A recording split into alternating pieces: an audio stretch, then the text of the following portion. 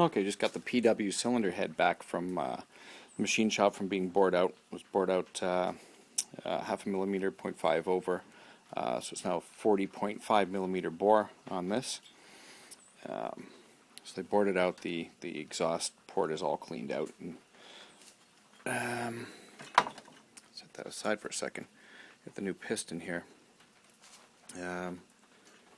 Piston rings. I should have shown you this before I put the rings on the piston. I don't like taking rings off again. Sometimes they snap and you never want to do that. But if you can see, it's going to be kind of hard. You see the little pin on the edge of the groove there, on the piston ring groove? On this this particular piston, both the rings are the exact same. Anyway, the wider spot, there's a little pin that keeps the piston ring from spinning.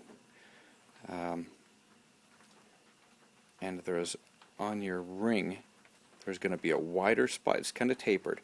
There's going to be a wider spot, and that spot goes toward the pin. See that little pin? I don't know if you can see on this camera. The little pin, little copper-colored pin. And you can see the piston ring is, the wider spot is toward the top, toward the pin. On the bottom, oops. Try and turn this flash off, see what happens. Might be just too bright. Okay, now on the bottom,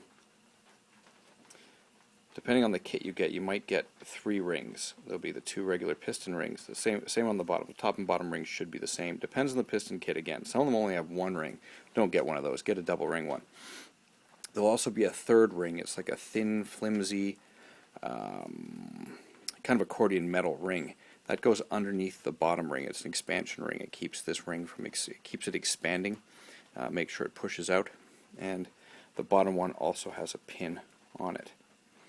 Now we're going to install this inside the cylinder first because it's easier to do it that way than push the jug over top of it once it's on. So we'll put it inside the cylinder jug here.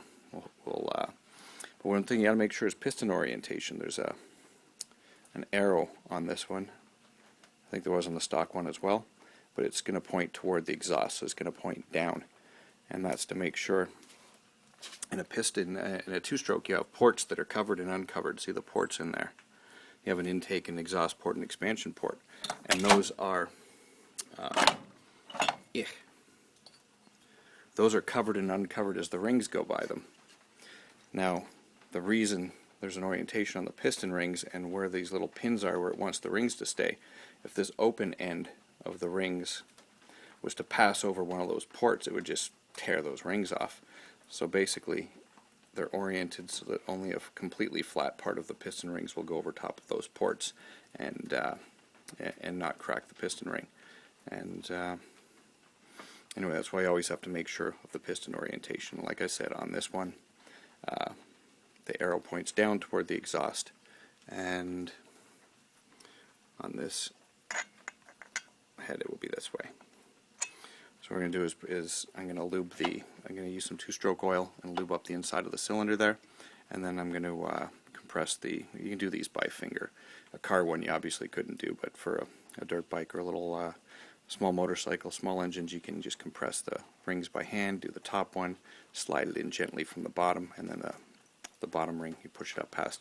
Make sure they stay on the pins. That's the big thing, and make sure the pistons are oriented properly. You don't want to have to spin it once it's in there. But if we put it in, okay,